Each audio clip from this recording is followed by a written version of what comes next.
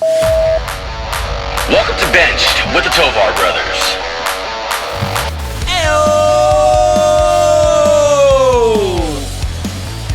Back in the studio. It's nice to be back in person in studio. Good to be back in America. Welcome back to the States, as some would call them. Thank you. We welcome you. We're back. It's almost football time, baby. Yeah. Oh, Welcome to Bench. This is episode number 19. Creeping up on those episodes. shout out to Eddie Royal, number 19. for Number the 19. Broncos. Monday, August 28th, 2023. We are the Tovar Brothers, and this is Benched. It's good to be back in America, man. It's good to be not relying on that terrible Wi-Fi.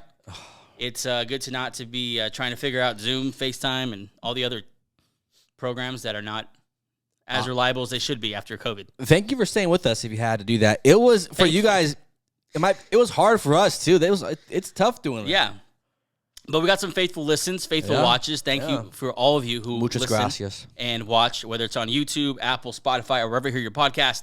You can search Bench with the Tovar Brothers, and that's where you have found us. That's where you will find us 3 times a week, all season, all year long, no matter what. No matter We what. will be there. And I think, you know what? We had an early test of that, and we proved that. Yeah, Hey, well, shout out to us. I mean, We overcame a lot to make those shows. on this side, California, earthquake and hurricanes. Yeah. Your side, shit Wi-Fi on a cruise, and just being not in America, but trying to film a podcast. Listen, the Bahamas does a lot of things right. Let me tell you. Yeah, They do beaches right. They do tourism right. They do. I'm sure the women are lovely. Very nice young ladies. Yeah, They do a lot of things right, but they do not do Wi-Fi correctly. yet. hasn't reached that point yet. Nope. Royal Caribbean either. Honestly, their Wi-Fi sucked too. So, but we made it work, and now we're back, and So much has happened. we're 10 days away from a real NFL game. The next NFL game we see Yep. is an actual, for real, Week 1 game that counts. The preseason is now over. The next game we will see will be the kickoff between the Kansas City Chiefs, defending Super Bowl champions, and the upstart Detroit Lions. Detroit! I think Upstart's proper name. They're not Upstart. They're probably- upstart. Yeah, They're still upstart. they weren't 500 last Yeah. year, right? Yeah, they were under 500. Although I feel like right now their fans, if you play all you members of the 313, throw your money. I think Shout out to 8 Mile. it would go nuts. Yeah, dude. Because that's the feeling right now. They gotta play that in the stadium, right? You think they play that? They have to. Wait, is that? Yeah, have to. Yeah, play. I would. That's how you have unite to. a city. Oh, yeah. You have Eminem out there doing the national anthem. Just have him rap it. Who cares? Yeah. He'll probably rap it good. Yeah, stick with us through week 1 and the rest of the weeks. We'll be covering everything as best we can, as much as we can. And whatever we don't cover on the show, make sure you follow us on Instagram, Twitter, TikTok, and X. I said Twitter and X, but they're the same thing. Yeah. And Threads. I still have Threads on here. Honestly, I don't use Threads. So don't follow something. Yeah, don't follow Threads. It's a waste of time. I still don't. I only ever been on it. Yeah. I saw the numbers. Like, it has the number. Like, Right. that just looks like a prison number. Yeah, I don't like it. Yeah. I kind of regret even joining it, but I guess I'll start putting stuff up on there. Yeah. But for sure, Instagram, TikTok, and Twitter, we're on that. We are reacting to live news in between the shows. Follow that if you want to keep up with the season as we head into week 1 here. And wrapping up the preseason, we saw a lot in the preseason. We saw a lot of people play. A lot of rookies. Yep. A lot of guys we forgot were, this guy's actually talented. We just forgot that he existed on this team. You talking about Calvin Ridley? Yeah. That was one of them. I am. Primarily He Calvin turns Ridley. me on, man. I said it. You know what? However you want to swing, man, that's up to you. That guy, he still has it. He flies. We'll see. I saw that, of course, anyone looks good in training camp videos because they post the best videos. Right. But when you see it in real life, like, holy crap, forgot Calvin Ridley was actually good at football. He can move, man. Yeah, and Out of his breaks, he's amazing. to be tied to Trevor Lawrence, not a bad. Hey, welcome back to the NFL. Here's this rising superstar that get to throw you the ball. And not to get too much into Jaguars football, but I like what I'm seeing from Kirk as well. I feel like it's putting Kirk in Kirk in the slot is Natural. elite. Natural. He's And gonna then be very good there. Evan Ingram kind of doing what he does Yep. all over the field, and Zay Jones just go be passable. You don't need to be a starter more. Just go be A passable. lot to be excited about in Jacksonville, but also we saw the debut of Mr. Aaron Rodgers with the New York Jets. He looked pretty good. And number 8 suits him. I thought it'd be a little jarring, but it's like, oh, this is kind of cool actually. Number 8, and he's like in different mindset for Aaron Rodgers. Like I'm the mentor. This is Papa Aaron. This is Papa Aaron. Yeah. This is Papa Aaron. But he's kind of the cool Papa who does ayahuasca. This is Big Papa Aaron. That's Big what Papa. it's called. Big Papa Aaron. Yeah. Yeah, he throws a touchdown there to Garrett Wilson that has all Garrett Wilson owners just fantasy football. Yeah, very excited. If you own Garrett Wilson, you're through there with like, I just bought myself Justin Jefferson. Okay. No. Maybe. No. Maybe. No. Maybe. But you bought yourself at least a Jalen Waddle. You bought yourself a Devonta Smith. What?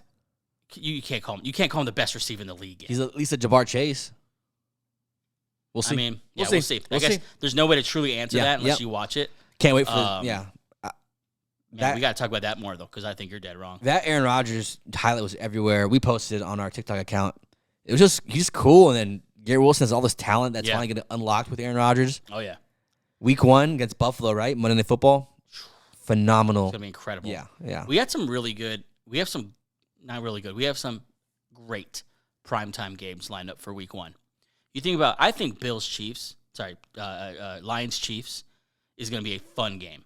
They're going to be throwing the ball all over the field. I want to see some trick plays from Lions. Like, hey, we're on the stage. Let's just do something. Oh, they're just going to go for it. Yeah. They're house money. There's no pressure. I think it's going to be a great game.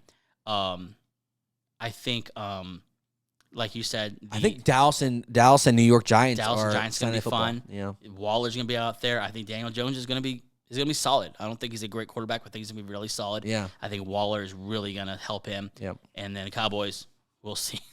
We'll see how good they are. They could be as good as they want to be. We also saw the debut, talk a little college football, of Mr. Caleb Williams. Looked pretty good. Really good. He was playing Fresno State. No. So I was at a bar when they were watching, and USC fans love them some Caleb Williams.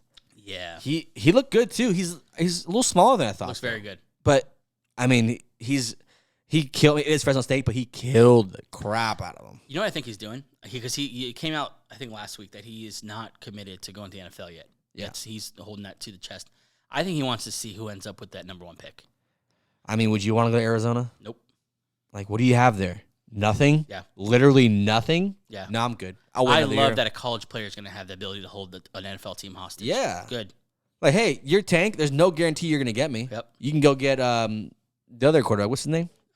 Drake May. Go get Drake May. I want to go where I want to go.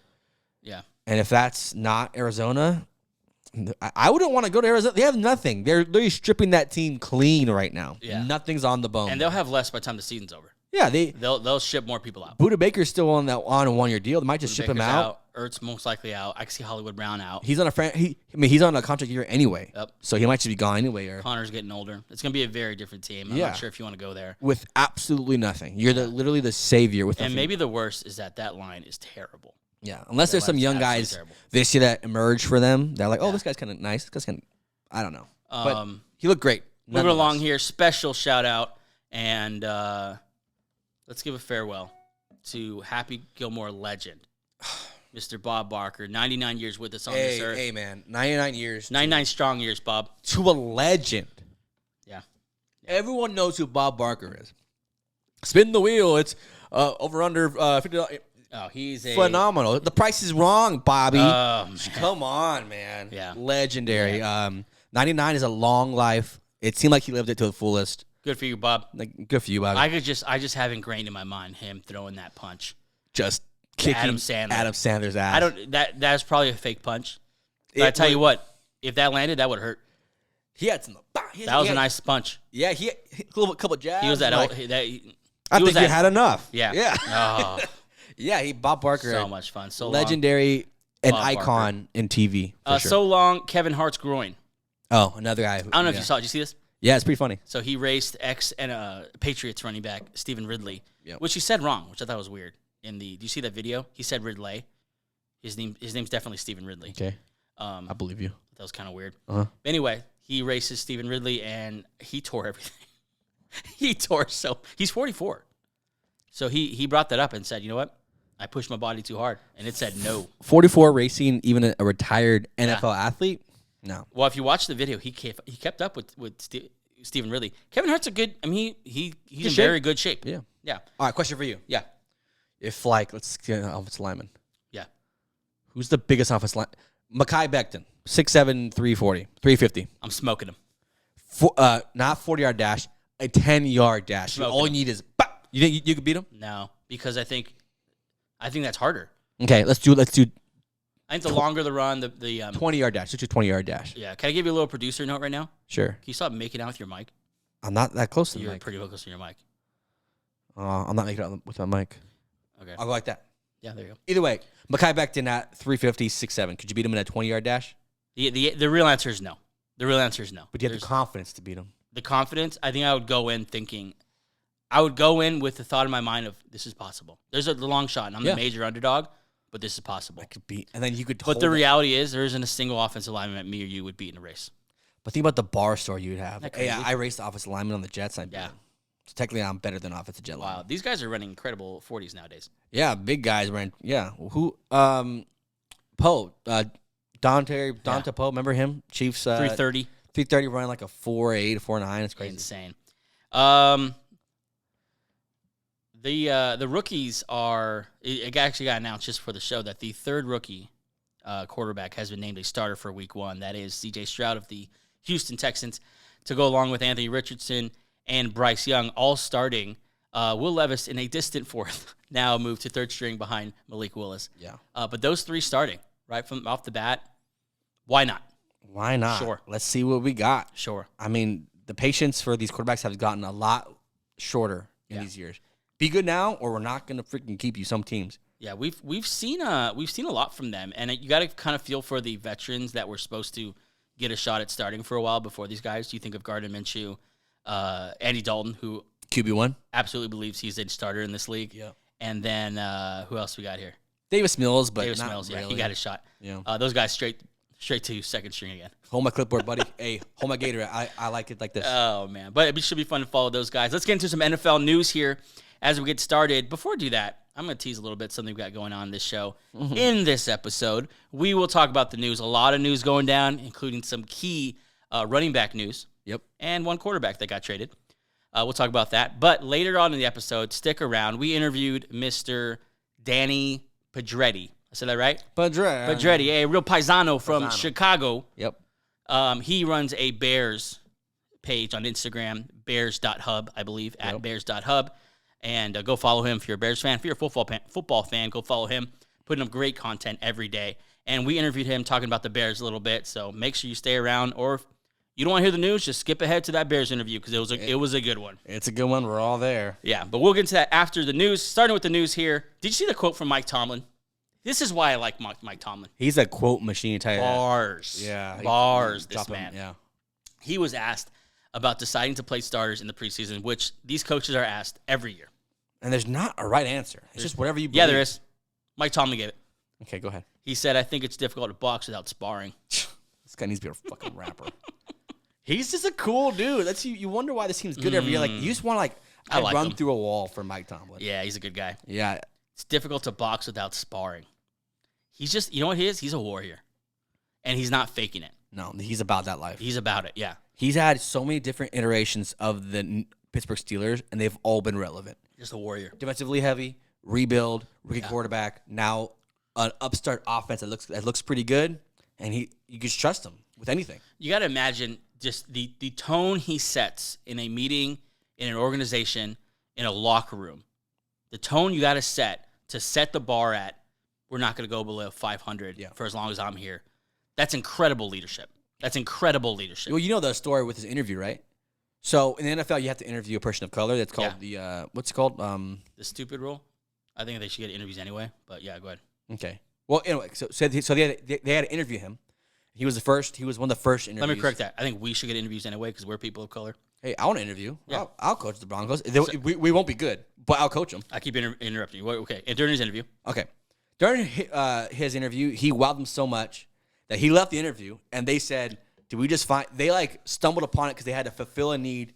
They're kind of checking a box. Yeah, we need to do this. But then they realized, oh, this might actually be our guy. Yeah. What, 12 years later? Yeah. He's still and he looks young, looks healthy. He could go on another 10 years. Any other organization would take him in a second. He would be on the market for about 35 minutes. He would get wined and dined by every team. He's an incredible leader. Yeah. There. But yeah, I love the quote. You can't box without sparring. One rookie in LA took that very seriously. Did you see the play by Trevarius Hodges-Tomlinson? You got to imagine this guy, the rookie cornerback from the Rams who got ejected for nearly ripping the head off a player. Bronco player. You got to imagine pregame, he's watching. This is how I imagine it's going. He's watching the TV like, Mike Tomlin, what's he got to say? You can't box without sparring. Mama. Hell yeah. I'm going to rip someone's head off. Literally. And then get immediately kicked off the field for doing so. I've never seen him kicked off that. He that was brutal. And then if you watch him after, he just like walks away like, as if like I meant to do that. Yeah. I meant to because it was about to give up like a touchdown. Yikes. Yeah, that was against Denver too. I remember during the draft prep we were doing this year, his major knock was that he was undersized. Maybe he can't hold up physically. So maybe he has a little bit of chip on his shoulder. Short man syndrome. Can't do that, though. No. Can't do that. Can't happen. I'm trying to keep people healthy. Let's keep people healthy, especially a Broncos receiver. We need no more of those guys falling. Let's keep the head on the shoulders. Let's not try to rip it off. Big story here are the Bucks. Unfortunate for us. We covered this guy earlier. Not really a big story, but someone we're going to keep tabs on, and I'm going to make sure we do as the host of this show. Mr. Cade Warner, son of the legendary Kurt Warner, was cut. Oh. Sorry, Cade. Sorry, Cade. Cool story. Yeah. But you got cut. And he'll get back on, though. Cade's a fighter. I feel like the Patriots will give him a call. Hey, where's your family from? No, like your ancestors. Oh, jeez. Okay. All right, let's plan you up. I thought you were going to do the slot receiver thing, but you're going the straight racism thing. I didn't say anything. I was like, where's your family from? Ireland? Yeah. Check. Okay. You're toxic. You're a toxic person for saying that. I'm just saying. It just... Yeah. Speaking of the Patriots, I want to talk about this just because it has some fantasy relevance. Okay. Actual news here. The Patriots have traded Pierre Strong, running back, to the Browns in exchange for Tyrone Wheatley. I like Pierre Strong. I think he's going to get some run in Cleveland. Fantasy-wise, keep an eye on him. We don't have to spend a lot on this, but... No. I think because if you watch the Cleveland Browns play this weekend, this preseason 3, their backups suck. Mm-hmm. Look, either... They're playing with first-team offensive linemen. That's a good line. They're playing with Watson. They just weren't good. There was 2 fumbles from quarterback, running back exchange. Pierre Strong showed some things last year, so he's got some juice.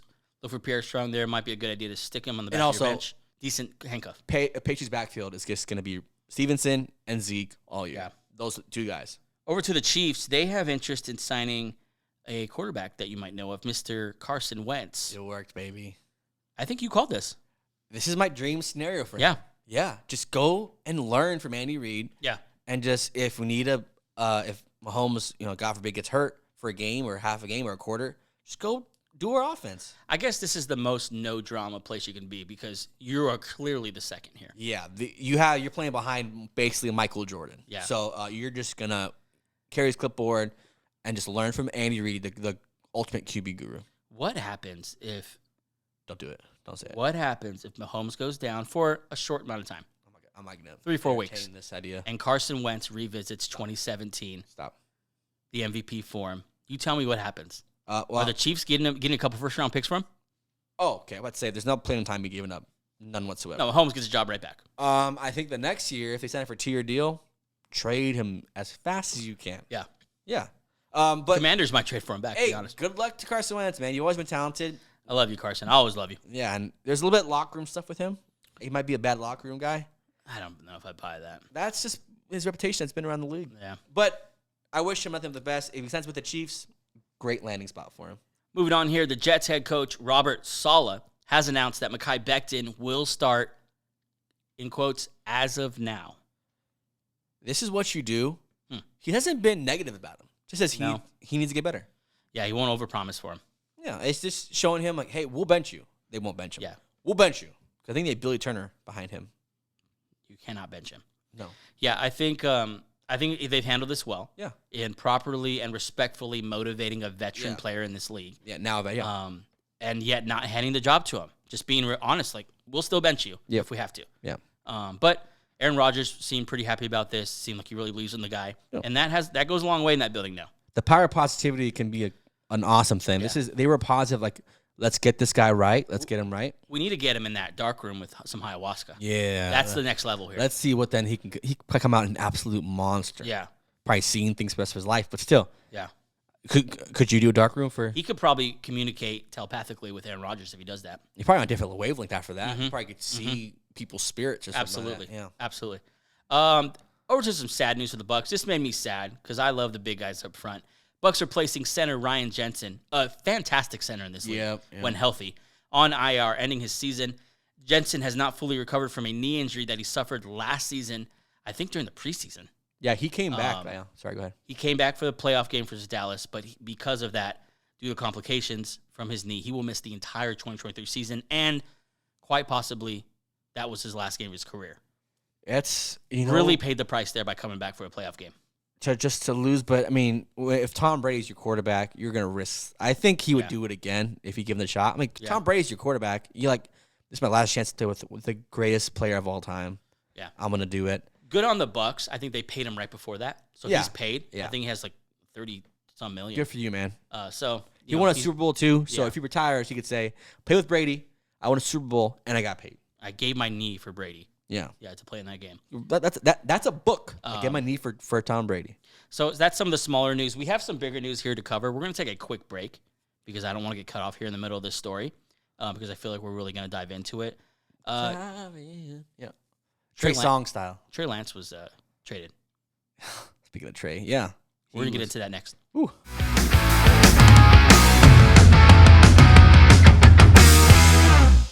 Okay, welcome back. So, as I mentioned before, Trey Lance finally was traded from the Niners. I'm going to read all the details, and then we'll get into it. The Niners are sending former third overall pick Trey Lance to the Dallas Cowboys for originally reported as a mid-round pick, was eventually reported as a fourth-round pick, and Lance now gets a fresh start in Dallas. Lance was paid over $27 million for less than 300 snaps and 4 starts with the Niners. They will, like I said, send a 2024 fourth-round pick from the Cowboys to the Niners for Trey Lance. And they finally waved the white flag. And by playing chicken with the entire league, by bluffing the entire league, they lost out on major compensation with this guy. I think this is not the textbook on how to handle this kind of situation. It was weird. Yeah, no one believed you. Because even after they said we're going to find options before we got traded, they started to praise him again. Yeah. You guys are terrible at poker. Stop talking. Sometimes the best poker face is not saying anything. Yeah. You're just saying he's available. Right. Don't go public with all these comments. I'm happy he's out of there. This guy's too talented to be a third string. I think that needs a legit shot. Yeah, not besides the point that they handled getting out of it wrong. Let's not gloss over how big of a miss this was.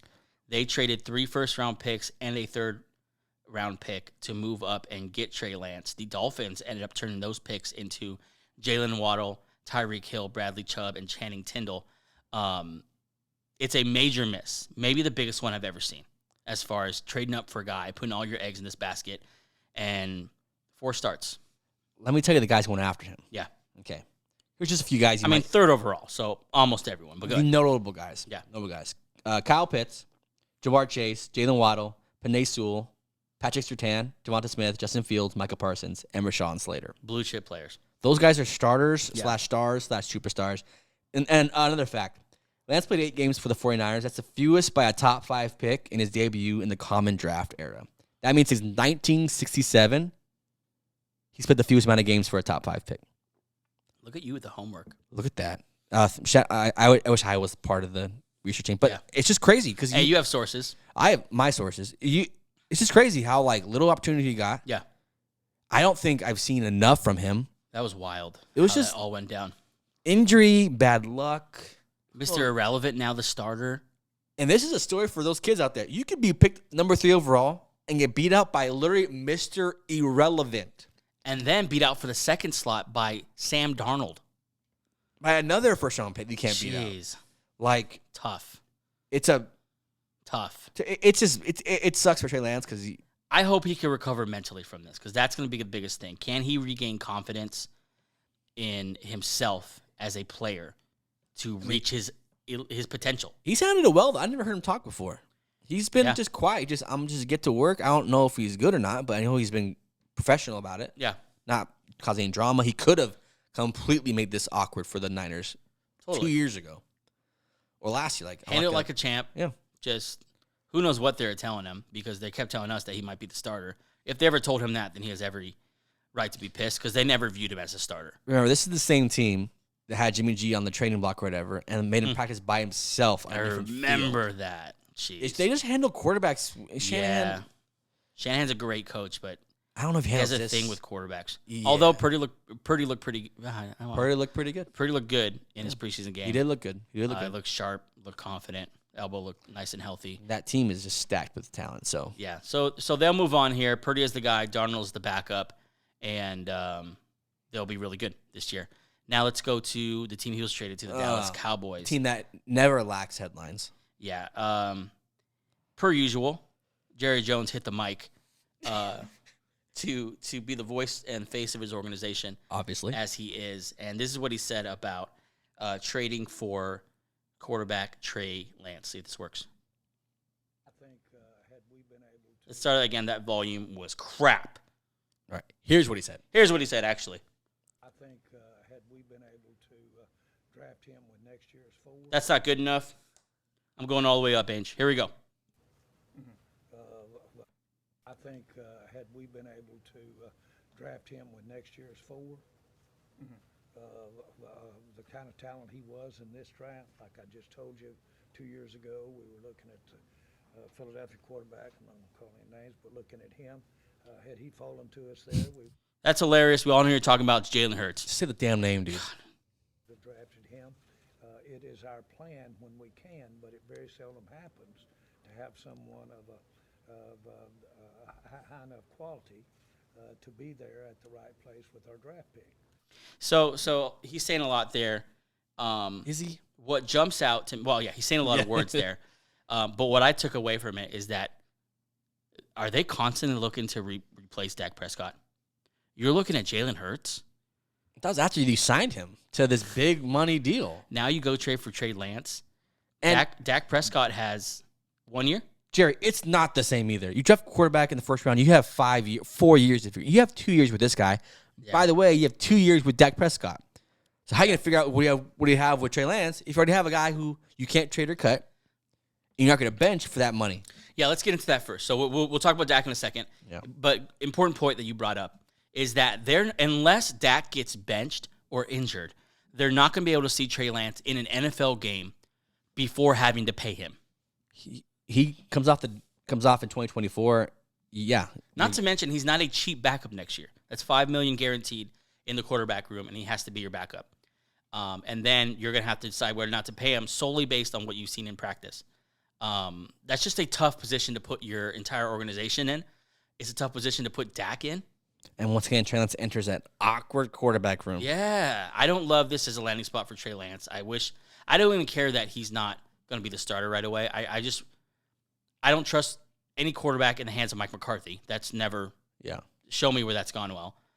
Kellen Moore no longer there. It would have been way more exciting if he was there. And now he's going to be right back in the drama. Now the drama of the Dallas Cowboys. And for a fourth, that's a significant pick. Yeah. That's something that could turn into something. There's a lot of fourth-round picks in the NFL right now. Yeah. That's why if you went to the Vikings, okay, I could see the path. Right. Cousins last year, next year is his team. Or, an older quarterback who's, whatever. This is the Rams. Yeah. Dak's still in his prime, basically. He's 30, 31. He's not old. I think he's 30, yeah. He's not like I'm 36. This is just weird. Yeah. I'm sure Cowboy fans are immensely thankful and happy that they're in the headlines again. Yeah. I just don't know how this works. Yeah. What do you Where are you going to see him? Yeah. What do you do with Trey? Do you have the coaching there to develop this kid, to tap into potential we've seen? And how are you going to manage things now with Dak? If he has a bad game, what if he has those 3 picks in one game? Right, because the Cowboys turn on Dak so easy. They were ready to bench Dak last year for homeboy. What's his name? The guy who started a couple games for him last year. What's his name? That's gonna kill me. You can look that up. Yeah. But they were ready to bench him last year for this guy because he had a couple of solid games. I remember the Ben DiNucci hype. I mean, they're so ready to move on from Dak sometimes. They'll kind of talk about him, but I just feel like this is such a bad. And I like Dak Prescott. I think he's a good quarterback. I love his mobility. I love his playmaking. I love his upside. Just a couple years ago, he was one of the best quarterbacks in the league, and now here he is with a prodigy breathing down his neck. Do you have that name? Cooper Rush? Cooper Rush. Remember the Cooper Rush hype? Yeah. Should we bring Dak back in or stay with Cooper Rush? Rush is looking good. Shut up. It's just. I hope Dak leaves. Please leave. You're not gonna bench someone because what they've done with Dak's contract is they did that like we're gonna restructure it and push it down. Owed $59 million next year. And it's $61 million dead cap if you trade him or cut him. You can't, even if you trade him, you have to pay that. You have to play him, no matter how he's playing. You have to pay him. Don't bench that. If you do, your investment is terrible. Yeah, I don't like this move for the Cowboys. I get it. I get that you look back at your draft notes and you had a high grade on this guy, as everyone did. He was a number 3 pick in the draft. Fascinating player. But I just don't know what your plan is here. You would have to bench Dak just straight up. Like we're gonna bench him. It's the only way you can look at him in the real game. Yeah. Or if say they have a playoff spot clinched, like a week 16 or 17 or 17, have a game. We'll see what you have. But that's not gonna be a real game because if you're not playing Dak, you're not playing your starters. I don't know where this outcome ends. You're gonna lose Dak or lose Trey Lance for nothing. Yeah, this Cowboys front office. I want to be fair because listen, I'm an Eagle fan. I get it. I have a built-in skepticism toward the Cowboys. I don't like Jerry Jones. I do like Dak. I love CeeDee Lamb. Yeah. I love Stephon Gilmore. Like I'm a football fan first, but this front office is so to me up and down. Yeah. They do some real head scratching things. The Zeke contract, how they handled it, the number they gave him, questionable. Obviously, turned out not so great. Yeah. I think they should probably sign Tony Pollard long term. And then the whole Dak contract. That was Dak awkward. contract. Yeah. Just putting him in that position after he had showed out. And now taking away Kellen Moore from Dak.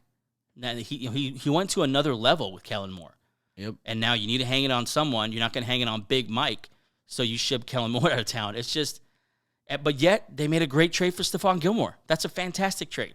I think the Brandon Cooks acquisition is huge. Yeah. They do some great things. Like, it's not a bad front office.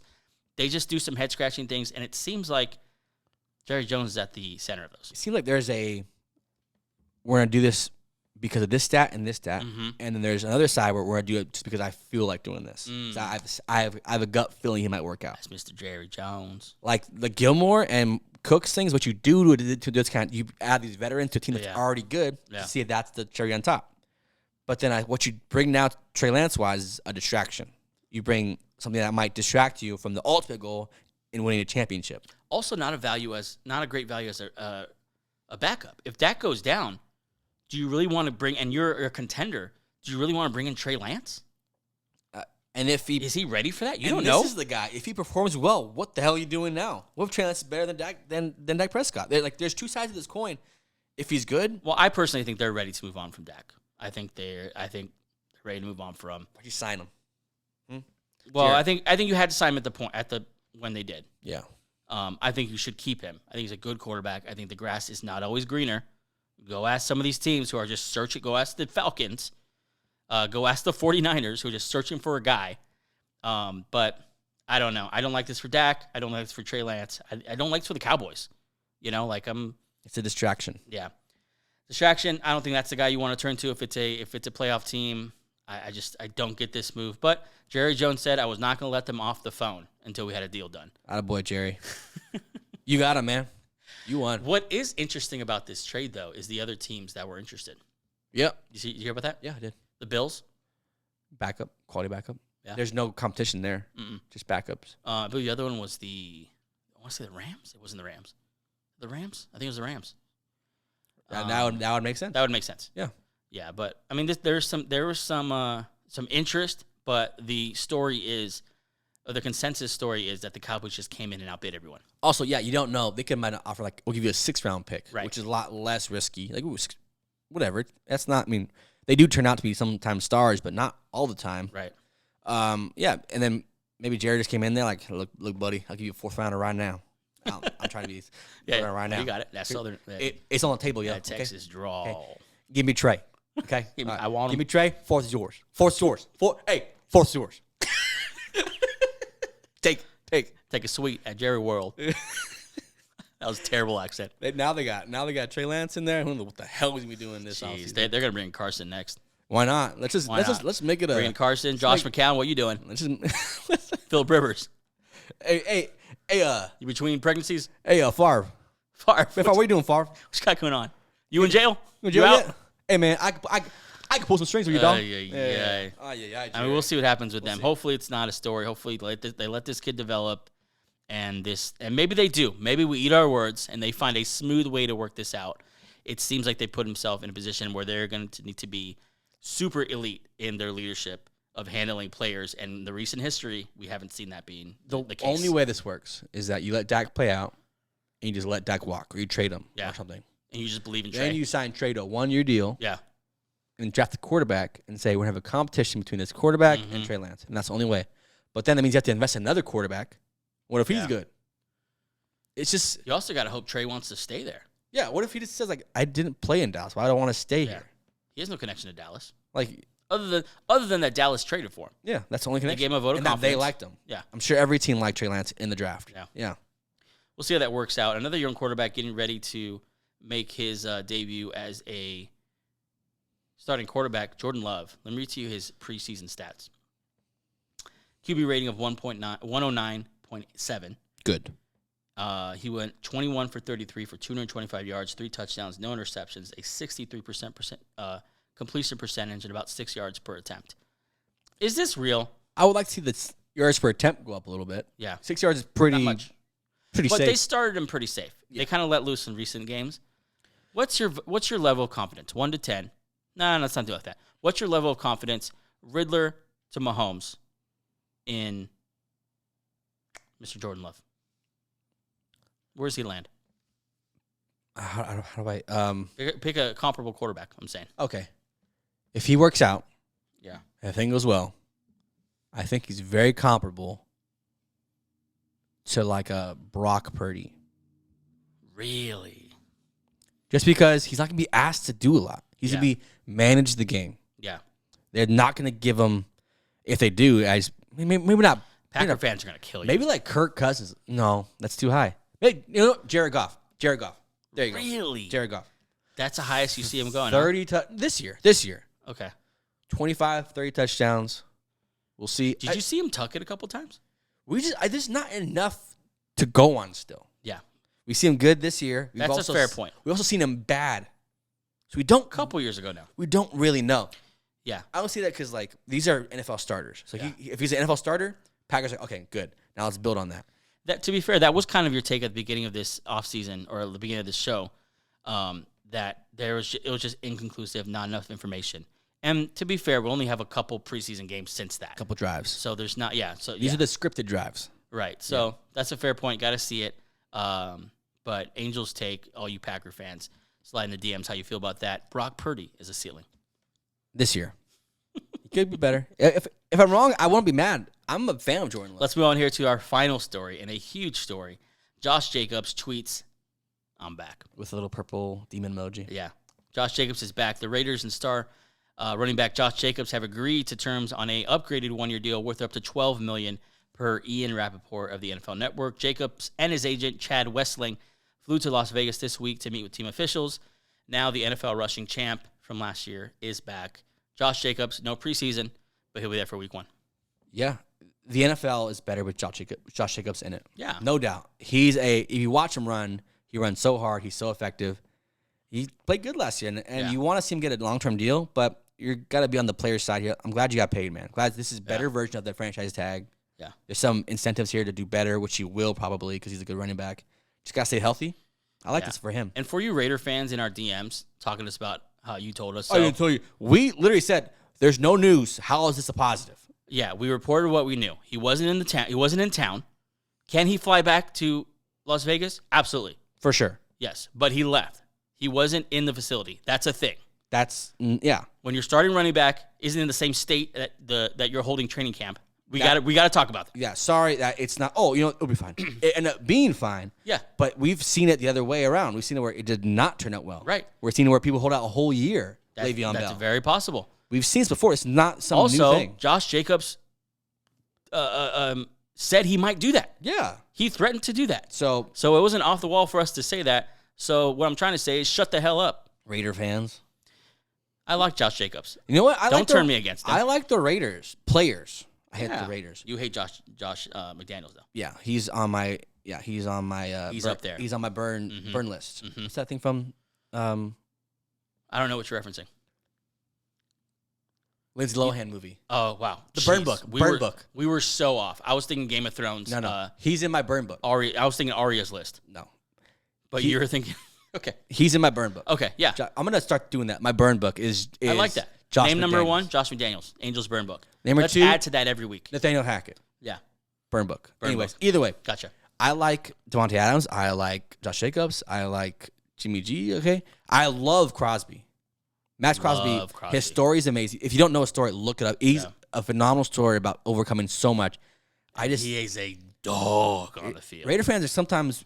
He's so good. Whatever. But I hope he comes back, and I hope they don't burn him out this year to where next year he's just absolutely done. He might be. They might give him another 350 touches. And yeah, so I was going to go there next. So we did the positive, so you Raider fans could shut up. Yeah. We like the guy. Yeah. But now let's give some real context to this.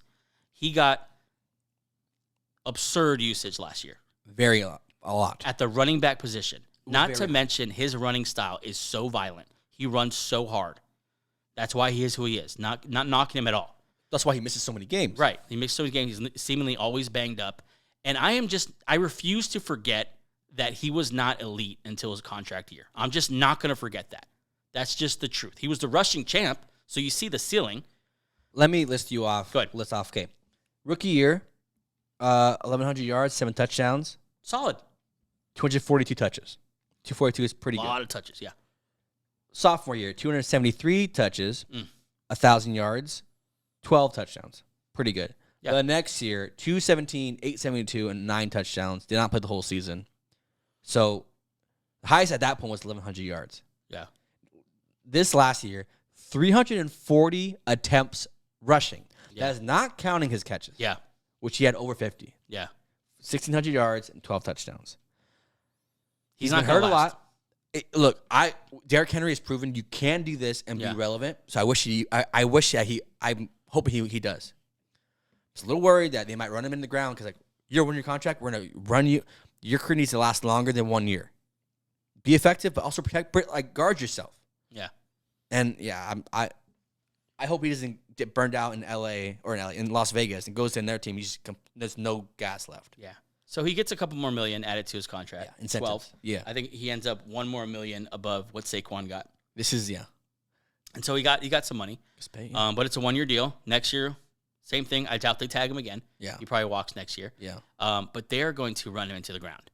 And listen, fantasy wise, I think he's a good running back. If you got him, please hear what I'm saying. Okay, here we go. He got over 100 more touches last year and had his ceiling year. Yeah. And I'm going to make this prediction, all right? I'm going to do a lot of predictions on this show. Here we go. If he gets another 340 carries, he's going to be out of the league within 3 years. He can't last. Hopefully he does, but I can see that people look at Todd Gurley. Some running backs, you think, they're going to be in the league a long time. And they get hurt 2 years later, out of the league. That can be a steep cliff. Yeah, it's especially. And I am not wishing it on the guy. No, I want him to play. I don't want him to play the Raiders anymore. I want him to go somewhere else where he can. Yeah. I just want to go somewhere else. I just like they need to keep him fresh. If they were interested in being a playoff team, you don't run the guy into the ground. Yeah. There was a mirror wide in there. You spent a 3rd round pick on a guy you just didn't use last year. Yeah. So that makes no sense. So give him some carries. Yeah. Take the load off Josh Jacobs. You add it to your wide receiver core with Jacoby Myers. Throw the ball a little bit, and we want to see Josh Jacobs have a great year. And I want to see him out of Las Vegas. I want to see him have a great year and then go somewhere next year and get paid. Yeah. That's even if it's in Las Vegas. Yeah. He needs to get paid. Even if it's just the Miles Sanders contract from this year. Just get a long-term deal where you have security where I'm the guy here. Yeah. Yeah. But we'll see. Anyways, that's a Josh Jacobs news. We're going to take a quick break, but right after the break, we are so pumped to be welcoming for the first time onto the bench. Onto the bench, because we are benched with the Tovar brothers. Mr. Danny Pedretti, the Paisano from Chicago, covering the Chicago Bears, the team that's been in the headlines this offseason. I don't know if you've heard about them. Yeah. Justin Fields. Yeah. He might DJ be Moore. A thing. Yeah. DJ Moore had another big catch, by the way. We'll talk about that after. We're going to talk about it all with Mr. Danny Pedretti. Yep. The owner, founder, CEO, chairman, captain of @bears.hub. Go check him out on Instagram. Great page. If you like the Bears, if you like football, if you want to follow this Bears team as they hopefully are ascending here, follow this man. We will interview with him next.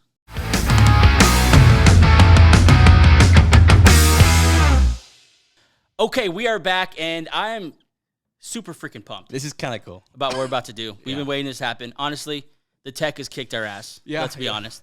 We don't know what the hell we're doing. A lot of YouTube videos while we're doing stuff. But on the phone right now is a true paisano. Paisano. Originally from Chicago. Hey, keep what? The thin crust? I'll keep it. I'm from Chicago. Thick crust piece of nothing. I'm from Chicago. I hope he's okay with us saying all this. I don't know. Mr. Danny Pedretti of Bears.hub on Instagram. Look him up @Bears.hub. If I said that wrong, Danny, how you doing, brother? Hey, welcome. Hey, welcome to the show.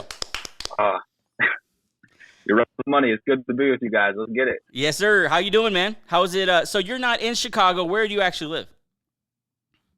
I live in New Jersey. I'm on the East Coast now. Oh, Jersey. We know about Jersey. What a downgrade from Chicago, man. Oh, That's tough. Hey, I don't want to lose any followers here, but the armpit of New York is what I heard. Oh, is that what they call it over there? No, we've spent some time in Jersey, in South Jersey, in the Berlin area. I'm actually an Eagles fan, and so it was a dream to live right there because that's Eagles country, brother. Oh, South Jersey's a big time, just armpit of Philly. So basically, pretty good. So Jersey has getting it from both ways, from New York and Philly. Yikes. So tell us, man. Tell us about the page. When did you start it? How'd you get into it? Your Bears fandom. Tell us who you are, Mr. Danny Pedretti. Man, I've been a Bears fan my whole life. I'm going on year 9 of running the fan page on Instagram. So 9 years. That's what I do. Absolutely, yeah. It's a great time. It's been since like January 2014. So I just have fun with it, just like you guys do on this show, you know? Cool. So you've seen 9 years of running the page. Oh, man. And I guess just a lifetime of following the Bears. Am I right? So you, absolutely, my man. guy. So your lifetime, if you don't mind me asking, how old are you? I am 21. 21. So you haven't had a lot to root for with the Bears, to be honest. So like, as far as you had a lot to root for, I'm saying like you haven't had a lot of great teams to root for, like the people before you. I'm saying because the storied franchise, the Bears, 85 Bears. That's the classic Bears team. Yeah, man. As the year goes on, we get further and further from that. Unfortunately, it's been a long time. It's been a long time, but let me tell you, Danny, the Bears are fucking back, bro. Yeah, I don't know if you've noticed. The Bears are back. I don't know how much you've seen of this show, but we are a pro-Bears show. We're pro-Justin Fields. Absolutely. We believe in Justin Fields. We believe in the Holy Trinity, DJ Moore. Also, who'd be the third in that thing? Khalil Herbert. Why not? Khalil Herbert? I don't know if he's a third. It's not really cool, actually. I guess, I don't know. I guess it's good. Who would be the third in the Holy Trinity of the Bears? I'll give it to Khalil Herbert, you know. We got some Chase Claypool supporters out there. We got going offense. Yeah. Okay. We'll see. So let's take a broader view here to start. The 2023-2024 Bears. It's the hotness right now. We've been talking about it. Everyone's been talking about it. You have been with the fans, posting. I love the page because you're so in it. You could tell you're watching preseason shows. You're breaking down the roster. I'm sure you have ideas about who's going to make the cut, who's not. Tell us about this 2023 squad. What's the general expectation from a Bears fan? Oh, man, that's a loaded question, but I'll tell you what. I think the general expectation around this team, year 2 of the Eberflus era, that we can be respectable, take a substantial leap forward, even if not leaps and bounds ahead of where we were last year. I think that 8 to 9 wins feels within reach, which probably doesn't get you in the postseason, but it's still, significant progress from going 3-14 in 2022. Right. And I think the main thing fans are looking toward is that Week 1 matchup against Green Bay. We've gotten whooped by them just year after year, pretty much my entire life. Right. And I almost can't buy that this ship is going anywhere until I see us beat them. With Aaron Rodgers finally gone, the games at Soldier Field, there's really no excuses for this regime not to be ready, especially if they want to separate themselves from past failed regimes and show fans that, this is different. This is a different era, like you said. So a lot's riding on that game. I know Vegas, I think they got the Bears, minus 2.5. We'll see about that. We'll see about that. Okay, so yeah, in general, the whole roster, I think, has been improved in the offseason, right? And really, it's all been improved, in my opinion, around one guy. And let's start with him, Mr. Justin Fields. In year 3? Yes. Yeah, 3. Year 3. Year 3. What are you expecting to see from Justin Fields this year? And I know that everyone has an opinion on this question. In this offseason, he is one of the main topics right up there with Aaron Rodgers and everything else going on. What do you think? What do you think is a realistic expectation of Justin Fields this year? I mean, obviously Fields gets, a lot of buzz within Chicago media, but it's like you said, it feels like it's one of those national storylines. Everyone, always trying to be first. So who's the next quarterback who's going to take the big step, break out, into that elite quarterback tier of all these young guns we got with, Jalen Hurts, Joe Burrow, Lamar Jackson, all these guys who seem to separate, take that leap year 2, year 3. I think Fields is better positioned at least to take a big leap forward this season. You look towards that DJ Moore acquisition in the offseason with that big trade back from the first overall pick. You get Chase Claypool season to learn the offense. Having those guys line up on the outside takes some pressure off Darnell Mooney. Having him as the number one guy was always a little unrealistic to me. But as a third option, from out the slot, I think he can do a lot of damage. You look at Cole Kmet at the tight end position, and Fields has got an arsenal now. It's not a stretch to say, he's got plenty of playmakers. You got the backfield. We haven't even gotten to Khalil Herbert. We got Roshan Johnson, to compliment him this year. It's looking good as far as weapons. Yeah. I would say my concern, still the offensive line, Really? You got already banged up, unfortunately, with the preseason. You got Tevin Jenkins, the left guard, who's got, both of his calves, he's hurt, probably going to be out till October. Sheesh. That 10th overall pick, Darnell Wright at right tackle, who's been, limping around. You got Nate Davis, the right guard, who's been held out of training camp pretty much all year. So a lot of concerns up front in the trenches, unfortunately. But it's nice to see it's starting to come together a little bit. And I'd like to see some more support up front for Fields. But the Bears got the number one waiver priority. As we see cuts, all across the league come in the coming days and weeks. That's a great point. Geared towards week 1. Absolutely. So I would look to see the Bears acquire, maybe it's some veterans as we get all the waiver wire action in the coming days, because fingers crossed, because that unit's very banged up. But as far as Fields, that's kind of how we're looking. We check the box with the playmakers. Now let's get them some blocking up front. Yeah, I think Angel had a... Yeah, what is your, from scale of 1 to 10, what's your level of concern? And then another question, what's your level of confidence in this offensive line? I know because you had just spoken. You broke it down right now, yeah. Yeah, you kind of just talked about it, but as an outsider looking in, for all these quarterbacks who elevate to another level, it starts with the offensive line, especially with these quarterbacks who want to distribute these, football to 3 different playmakers are wide out and 2 different tight ends with Robert Tonyan coming in, right? So what's your confidence level in this offensive line? I want to put it at a 5. It really depends who's healthy, Yeah. Wow. If we go out there week 1 and Darnell Wright's not there, and obviously Tevin Jenkins is going to be out. You got Braxton Jones at left tackle. Going into year 2, let's see what he can do with the full off season to get bigger. Really, refine his blocking a little bit. But I don't know if we got a full healthy starting 5 out there, I'd put it at about a 5. But not Tevin Jenkins at left guard. Yeah, Fields is going to have to. Yeah. Oh, go ahead. I was going to say I had much higher expectations for this line. I would have thought after this offseason, but that's the national narrative in me, is that I don't know. Like a lot of these injuries, I didn't know that your line was so banged up. You having some, Angel? No, I thought it was like a 7 or 6 or 7. I thought for sure. Just because of I like Cody Whitehair. Cody Whitehair's been one of the most underrated centers. What? Danny, are you doing this thing? Are you underselling because you want to? Yeah. Are you underselling your team, my guy? Because because you made some moves, and I thought this O-line, I'm like, they fixed it. They brought in some guys. They brought in some vets. You think about Nate Davis. Didn't you bring in No, that was the you brought in my boy Sam Malo, didn't you? No, that was the Steelers. Pittsburgh. Yeah, never mind. Yeah. But you're telling me there's some injuries and there's some real concern here, and you're where you put him at a 5. That's crazy. Well, I'd like to. It's weird because our GM Ryan Poles, he's a former offensive lineman, so it's been weird to see a lack of investment up front compared to some other positions. Like I said, I feel like Fields is more supported on the outside. He's got better weapons, but this offensive line, obviously, like I said, some bad luck with injuries. It's certainly a step up from last year if everyone's healthy. But when a couple guys are going down already, we're not even in week 1 yet. I look, I see Green Bay. Someone's got to block, Rashawn Gary. Yeah, yeah, absolutely. We got to see to believe it. And Fields is obviously he can move around a lot. He's a mobile quarterback, but we'll see what happens. You got to see it to believe it with that unit is what I would say right now. And hopefully we see that they're much improved. But You know, we've talked a lot about offense. What's the defense? I've heard all offseason everyone talk about this Bears defense. I know you have some nice cornerbacks. I know you just signed linebackers, as many as you could sign. What's this defense looking like? I think you guys have just brought in pass rusher the veteran, right? Ngakoue. You guys just brought Nick Ngakoue. Yeah. What's your level of confidence on the defensive side, and what's the general vibe on that side of the ball? So, yeah, you mentioned the linebackers. They signed T.J. Edwards from Philadelphia back in March. They signed Tremaine Edmonds from Buffalo as well.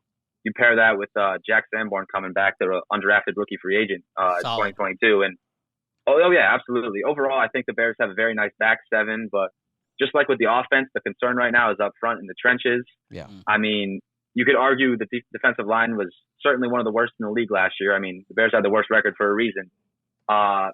You got Ngakoue out there, but prior to that, we really had no true playmakers at the pass rushing position.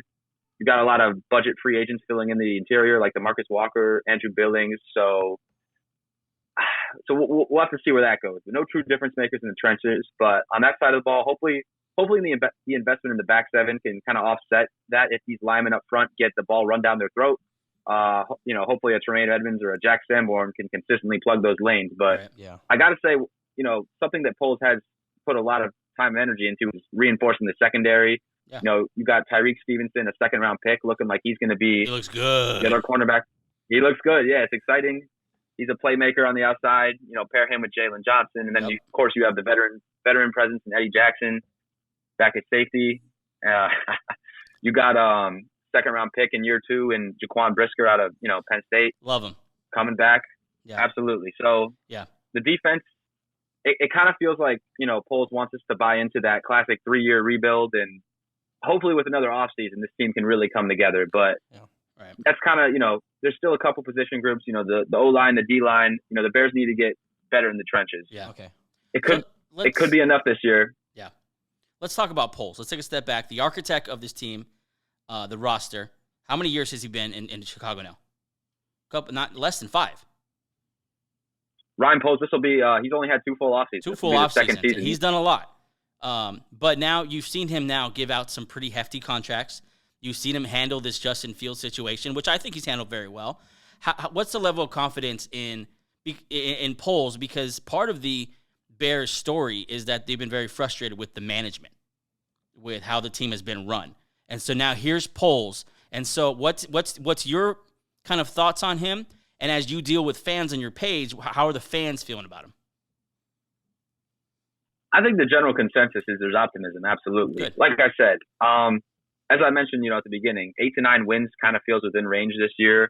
And, I think Poles wants us fans, he said in his introductory press conference, 3 years is usually the timeline for just a full-scale rebuild like the Bears had to see at the end of the Ryan Pace era. So I don't think there's any excuse not to be a perennial playoff team, at least starting in 2024. This year he's got a little leeway still, but, obviously I think he's kind of neglected, the needs up front on offense and defense, but, it was a full-scale rebuild. You see the secondary's been built. They've got some weapons for Fields. So the Bears are definitely one off season away before I think we'll truly see a verdict on Ryan Poles. Okay. Yeah, it feels like he's done a good job, in my opinion, of getting some pillars in place. I think of those 2 veteran linebackers. The secondary, I have such high hope for. I think there's so much talent back there. And they're young. They're young. They're young. Yeah. And then you got Fields, who's very young and just growing immensely so far. What we've seen, we'll see. What's so funny about that? You have some kind of sexual innuendo about that? I didn't. I just gave you a look. You gave me the sexual innuendo. I'm just growing immensely. Let me tell you right now, this guy's an animal. Sometimes I could say the most simple things, and he just. In his disgusting mind, all I do is react to what is said. I am not. I don't.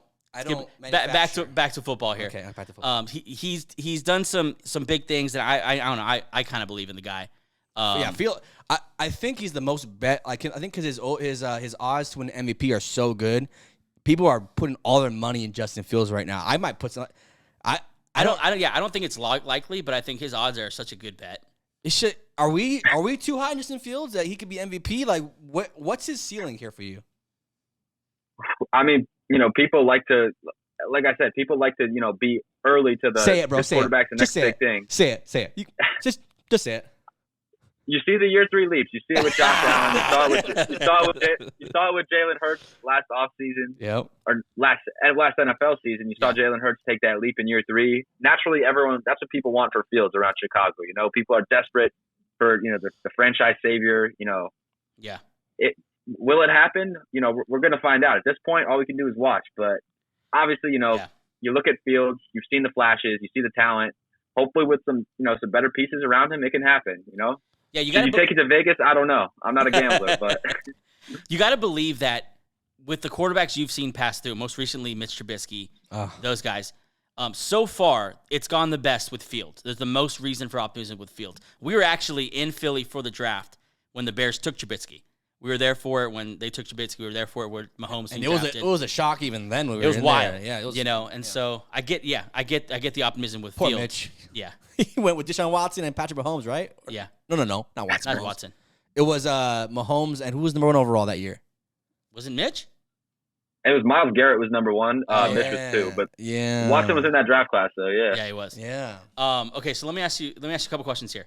The first is this. So I'm an Eagles fan. I lived through the whole Hurts thing. I wasn't a believer in Hurts. I was a big Carson Wentz guy. And so when Hurts had this season, and he was okay, and then they bring in A.J. Brown, and I hear about this leap. And Fields is getting comparisons to Hurts. Hurts was getting comparisons to Josh Allen of the Buffalo Bills. And I think of this situation now that Fields is in. And although Hurts got one guy, A.J. Brown, I look at Justin Fields, and I think he didn't just get one guy. He got one guy. DJ Moore, who we've seen, is going to – the yak that guy is capable of is incredible. He can also – he's such a complete receiver. He can also burn you down the field. Yep. But it feels like he's bringing in a bunch of guys at once. Chase Claypool's getting a full offseason, like you mentioned. You get Darnell Mooney back. You bring in DJ Moore. Rob Tonyan, is he going to make the team? He's going to be part of this arsenal, right? Right there with Kmet? Oh, absolutely. Absolutely. And although you lose Montgomery, you got Herbert, you bring in Roshan Johnson, and you bring in the big man Donta Foreman. It feels like he didn't just get one guy. He got a host of weapons compared to last year. This is what you do. It's day and night. Yeah, So I guess my question is, like, with the host of weapons, do you think he's ready to handle that? Do you think he's ready to orchestrate? Because last year was Justin, go be Justin. Go be an amazing athlete. Go make things happen. But now it's like, hey, go manage an offense with all these weapons. Yeah. Do you think he's there in his development? I think if Justin Fields is the guy, we will find out for certain this year. Yeah. I think it's like you said. I mean, you compare, obviously, you know, a whole arsenal of weapons. It wasn't just one guy. You know, the easy comparison to make is Jalen Hurts got A.J. Brown. Yeah. Josh Allen got Stephon Diggs, and now Justin Fields has DJ Moore. I don't know if DJ Moore is quite as established as those, you know, two were upon being acquired, but DJ Moore's never had a quarterback like Justin Fields. True. And, you know, he's had a very, you know, amazing start to his career, you know, 4 seasons in Carolina, I believe it was. So let's see what he can do when he has a guy like Fields, and let's see what a guy like Fields can do when he has DJ Moore. I think they'll complement each other's games very well, and, you know, hopefully it helps this offense take off. Talk about what I'm interested is no one's talking about Darnell Mooney. I think Darnell Mooney is a hell of a receiver, and I think he is the biggest impact I think that A.J. Brown had that offense is Devonta Smith slotting into that number 2 and what that meant for the offense as a whole. Now I see Darnell Mooney doing the same thing. Him now slotting into that number 2 with DJ Moore as that one receiver. What do you see from Darnell Mooney this year? What role does he play in this offense? It's like you said, Darnell Mooney, he's got someone, you know, to take the pressure off of him. I don't envision – I never saw Mooney as the number 1 guy last year. I know Bears fans are really trying to push that. I always thought that was a stretch. But like you said, you know, with the guy to take the pressure off of him, there's going to be no double coverage on Darnell Mooney anymore. All eyes are going to be on DJ Moore, especially with the incredible preseason he's having. You know, that's the wide receiver everyone's going to be game planning for. So it takes a huge weight off of Mooney's shoulders. Yeah. You know, Justin Fields and him are close. They're going on year 3 of working together. You know, the sky's the limit for him as a number 2. You know, him and Claypool will probably go, you know, they'll be in the same range, but there's nothing holding back Darnell Mooney anymore. You know, he can play, you know, in the slot, which I think is where, you know, his best game is. So we'll see what works out for him. Claypool too. Claypool is not some random. He's a size speed kind of guy. He's 6'4". He's a freak athlete. He's a freak athlete. Just if you can just fix him even a little bit, get him to be a third option. How do we fix him? Like what does that look like? Let me ask you this: how have you seen the preseason? You've followed the camp. I'm guessing. How have they used Claypool like so far? Like, what does it look like with him? You know, we haven't seen much of Claypool, you know, out there in the preseason, but reports out of camp, you know, have been largely positive. You know, a lot of Bears fans have been a little impatient with Chase Claypool. I think, you know, we didn't get the return on our investment, you know, at the trade deadline, second-round pick, shipped it off, you know, to Pittsburgh, and that pick ended up being 32 overall. So I think a lot of fans he had that, you know, obviously not Claypool's fault, but he had that working against him. I think fans wanted to see more like immediate return on that investment. And, you know, you could argue it was a rookie move by Ryan Poles, you know, kind of, you know, panic trading at the deadline. But, you know, now he's in a contract year. Let's see what he can do. Kind of similar to Mooney. You got Mooney and you got Chase Claypool both in contract years. You know, both got to put their best foot forward. And they have, you know, a guy like DJ Moore take the pressure off of them. There's really, you know, just the more we talk about it, you know, purely the passing attack, there's no excuses for the Bears to not make immense progress this season. Yeah. Do you have anything? I have one more question. No. So I want to know about this backfield. It's a kind of a two-part question. Number one, who the hell do I get in fantasy? Yep. Who's going to get the ball? Who's that lead back? Number two, are you guys going to bring Jonathan Taylor to town? I'll start with Jonathan Taylor. I would be shocked if that happened. Bro. I don't think it. Bro, we're all moving back to Chicago if Jonathan Taylor comes to You're town. right back there in that team. Jesus. That's Jonathan Taylor on the Bears team. That team would be fucking awesome. What have you heard, Danny? Well, the general consensus is that Taylor would be kind of an unnecessary acquisition. Obviously, it'd be exciting. You know, if Jonathan Taylor ends up in Chicago, I will absolutely talk myself into it, just like any other fan would. You know, Yeah. he's an exciting player to watch. You know, very fantasy relevant, obviously. Right. I don't envision it happening. I think the Colts asking price is way too high. I don't see him getting moved at all. Maybe to Miami. Right.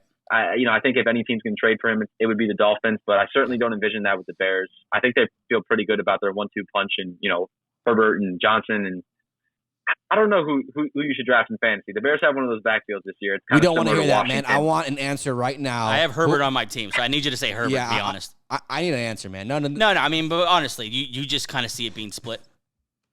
I see a committee for sure. I see a committee approach, absolutely. But I think Herbert will probably be the 1A early on in the season, and I would not close the door on Roshan, you know, taking the majority of the carries by season's end. Wow. So, sorry, go ahead. This is a fun backfield because you have Foreman's proved that he could be a solid back. Yeah. He did good things last year, fantasy and in real life in Carolina. And Herbert's always been the guy, like, if he were to get all the carries, what would happen? He was behind David Montgomery for 2 years now, and you kind of didn't know what you had there.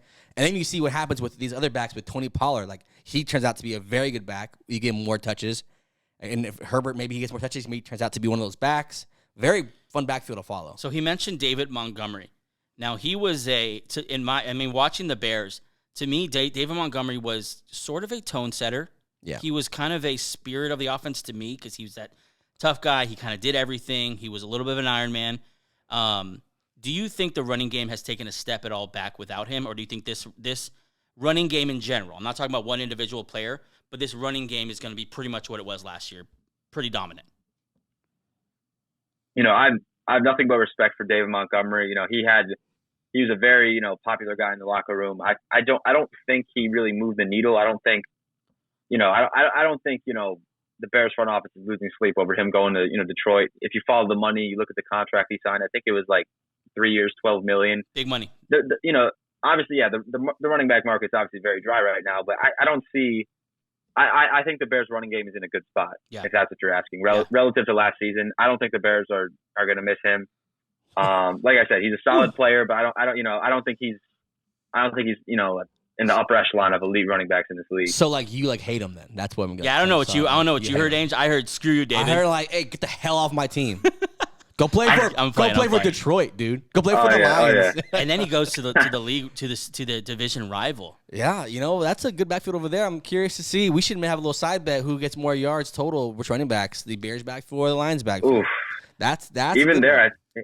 He's going to be a second fiddle to Jahmyr Gibbs there. I think they drafted that kid 12th overall. I think he's incredible. Okay. Last question. Thank you so much. You've been so gracious with your time. I know I told you 20 minutes. we're up over 30 now. So thank you so much, Danny. Welcome to the show. Yeah, welcome to the show. Just playing it. Absolutely. So last question here. Thank you for having me on. Oh, absolutely. Last question here, and then I want to hear a little bit about your page, how to follow you, all those different things. This division, how's it going to shake out? Give me 1 through 4. How does it end here?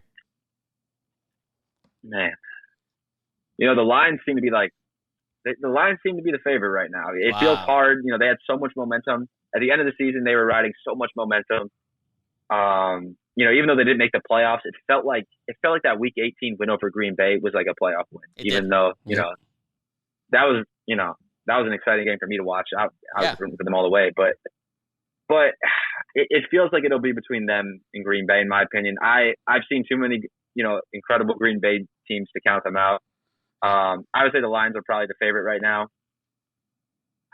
But it's tough. It obviously depends how Jordan Love does. Okay, so 1, 2, you got Lions. Minnesota's 3 so or 4? Where's Minnesota?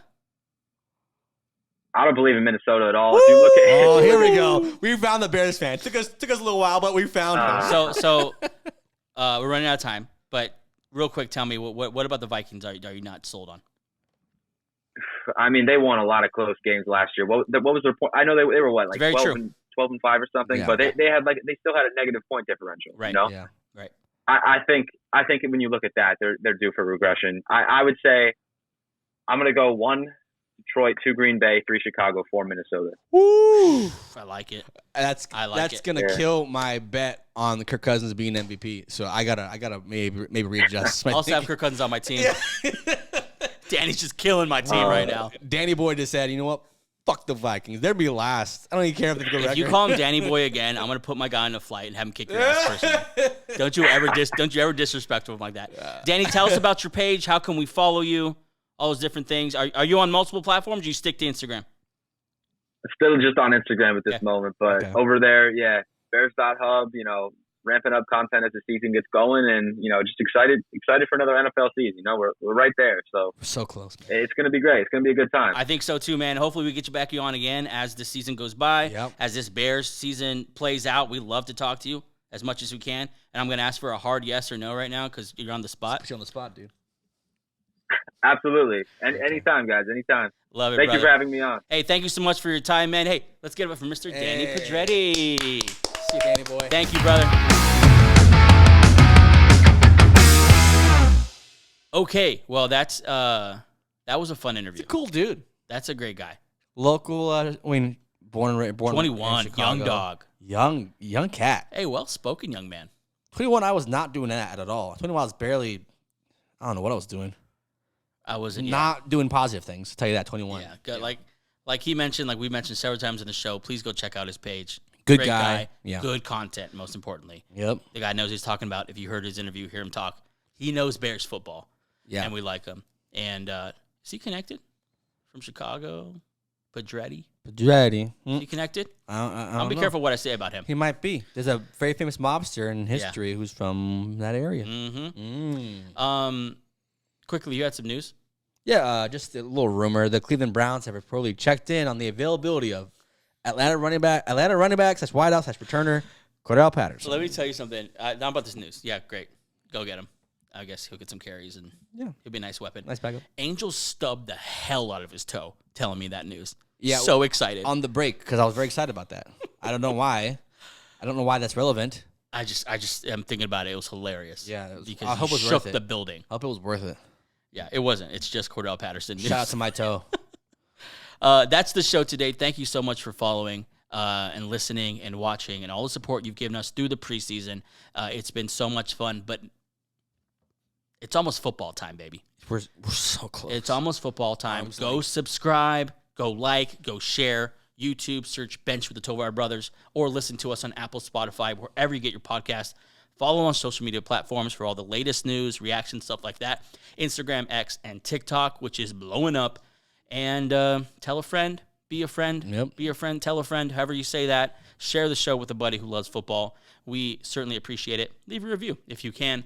And that's the show for today. That's it. Just major news we broke down. Yeah. Just major news, big-time interview. Good show. Let me tell you right now, that was a sick show. You know I enjoyed that one. I'm out of drink.